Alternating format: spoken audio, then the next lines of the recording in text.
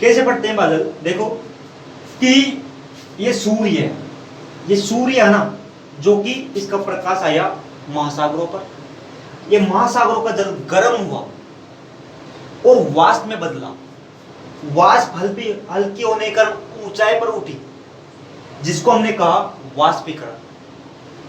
अब ये वाष्प ऊंचाई पर जाती है, जैसे ही वाष्प सौर मंडल में धरातल से ऊंचाई पर जाती है तो तापमान में कमी होती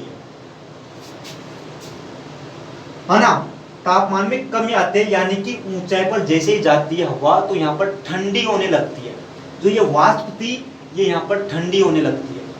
और जो ऊपर जो नमक के कण थे, धुआं के कण थे, काले के कण थे, इन जो ये कण थे ना, इन कणों के समीप जल एकत्रित होने लगता है, जिसको हम कहते हैं संघनन, है ना। अब ये क्या है कि ये बादल है, ये क्या है, ये बादल है। अब ये बादल है ना, जो ये बादल यहां पर है और इधर से आ रही है हवा, ये हवाएं इन बादलों को अपने साथ ले आती है महासागरीय इलाकों से मैदानी इलाकों में, और मैदानी इलाकों में कहीं कहीं पर्वत है बहुत ऊंचे ऊंचे, है ना। तो अब ये पर्वत कहता है इन बादलों से कि मैं तुम्हें आगे नहीं जाने दूंगा। ये बादल बहुत जिद्दी है, ये बादल है ना जो इन पर्वतों को पार करने की कोशिश करते हैं, ये बादल इन पर्वतों को पार करने की कोशिश करते हैं, और लेकिन ये ऊंचाई पर है, इनके अंदर इतनी, इन पवनों में इतनी शक्ति नहीं है, और साथ ही इन जो ये बादल है, इन बादलों के अंदर भार अधिक है, जल की मात्रा अधिक है, और इनके अलावा इनके पीछे और बादल आ रहे हैं, इनके पीछे और बादल आ रहे हैं।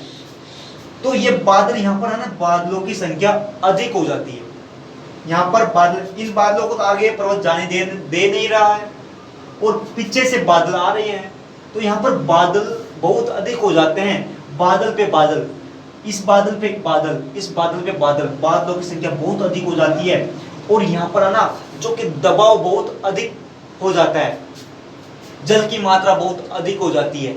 इसी कारण यहाँ पर कुछ समय में, थोड़े समय में ही बहुत अधिक वर्षा हो जाती है, थोड़े समय में बहुत अधिक वर्षा हो जाती है। इस कारण यहाँ पर है ना जो कि जल की मात्रा बहुत अधिक हो जाती है, और बाढ़ जैसी संभावना उत्पन्न हो जाती है।